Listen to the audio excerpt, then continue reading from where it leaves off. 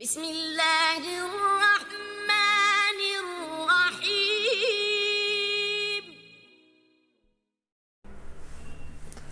अऊज़ु बिल्लाहि मिनश्शैतानिर्रजीम। बिस्मिल्लाहिर्रहमानिर्रहीम। मा काना मुहम्मदुन अबा अहदिम मिन रिजालिकुम वलाकिन रसूलुल्लाहि व खातमन नबिय्यीन व काना अल्लाहु बिकुल्लि शैइन अलीमा। इन्नल्लाहा व मलाइकतहु युसल्लूना अलन नबिय्य या अय्युहल्लज़ीना आमनू सल्लु अलैहि व सल्लिमू तस्लीमा। अल्लाहुम्मा सल्लि अला सय्यदिना मुहम्मदिन नबिय्यिल उम्मी व आलिहि व बारिक व सल्लिम व सल्लि अलैहि। अस्सलामु अलैकुम वरहमतुल्लाहि वबरकातुहू। मैं डॉक्टर हाफिज़ अहमद रज़ा आप सब लोगों को अपने YouTube channel herbal and homeo health foundation पर खुशामदीद कहता हूँ। आज का जो टॉपिक है वो मुबाशरत के फ़ौरन बाद जो मादा मनविया होता है उसके बाहर आ जाने के हवाले से है।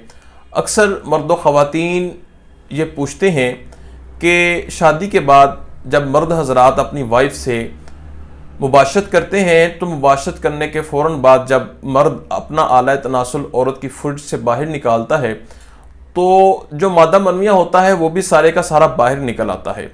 तो इस हवाले से वो काफ़ी परेशान होते हैं कि इस वजह से आया उनका बच्चा पैदा होगा कि नहीं होगा। सबसे पहले आप यहाँ पे एक बात समझ लीजिए कि मादा तौलीद यानी कि सीमन और स्पर्म्स दोनों अलग अलग चीज़ें हैं। बच्चा जो है वो स्पर्म से पैदा होता है। सीमन यानी कि मादा तौलीद सिर्फ एक जरिया है स्पर्म्स को औरत की फुर्ज में लेके जाने का।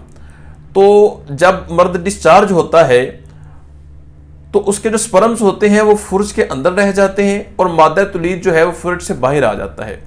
तो ये सबके साथ बिल्कुल सेम ऐसे ही होता है क्योंकि अंदर कोई भी ऐसी जगह नहीं होती जहाँ पे मादा तौलीद जो है वो रुक सके।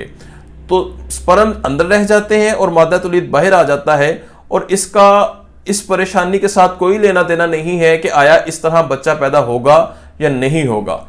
बच्चा पैदा होने के लिए स्पर्म्स की ज़रूरत होती है। मादा तौलीद स्पर्म्स को अंदर पहुंचा के खुद जो है वो बाहर निकल आता है। तो अगर इसके अलावा आपको बच्चे के हवाले से कोई परेशानी है जैसे कि मेल इनफर्टिलिटी है, मर्दों का बांझपन है या औरत का बांझपन है, तो इसके हवाले से मुकम्मल डिटेल के साथ डिस्क्रिप्शन में लिंक मौजूद हैं जिनसे आपको काफ़ी सारे लेक्चर्स मिल जाएंगे जो इनफर्टिलिटी यानी कि मर्दाना और जनाना बांझपन के हवाले से हैं। इसके अलावा जैसे इंटरकोर्स में औरत को पेन का होना, औरत का डिस्चार्ज ना होना, इस हवाले से भी एक मुकम्मल लेक्चर इसी डिस्क्रिप्शन में आपको उसका लिंक मिल जाएगा, वहाँ से जाके आप उसको सुन सकते हैं। इसी के साथ मुझे इजाज़त दीजिए, बहुत जल्द किसी अच्छे लेक्चर के साथ मुलाकात होगी। फ़ी अमानिल्लाह। अस्सलामु अलैकुम वरहमतुल्लाहि वबरकातुहू। अल्लाह हाफिज़।